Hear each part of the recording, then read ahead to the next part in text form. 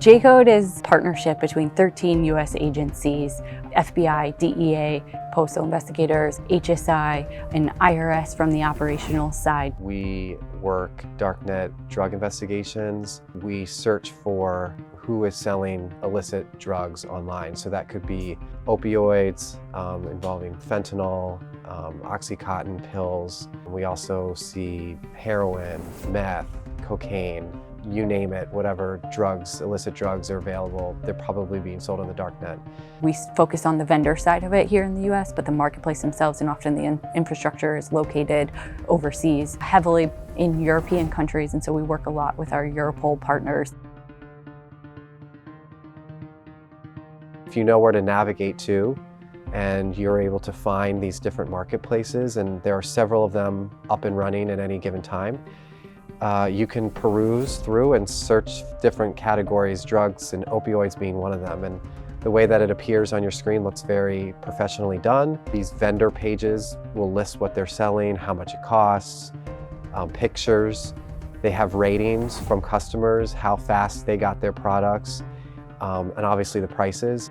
Most of these Darknet actors, the reason they're operating on the Darknet is they don't see it as much of a risk as if they're doing hand-to-hand deals on the street. But we can see these transactions just as well as we can see those. You might think that you have complete anonymity when you're operating in these environments, but the FBI, J-Code, and our law enforcement partners are able to pierce that.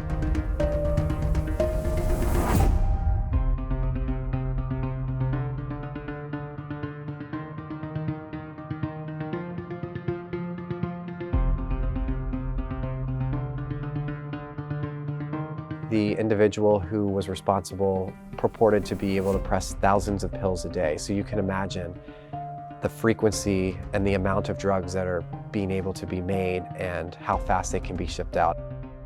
We found tens of thousands of pills at these locations.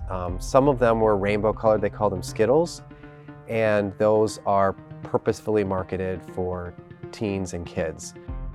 We're seeing, a lot more potent drugs. We're doing our best to try to get the message out there that these pills are dangerous and you don't know what you're getting. These individuals that are putting products, they're not chemists. They look for the profit margins, so they're buying the cheap products like fentanyl. The challenges that we face are, even when these pills are created and shipped around the country, well, now those pills are being resold in some instances to people in high school, people at universities. By that point, you're diluting the message of what this actually is or is purporting to be.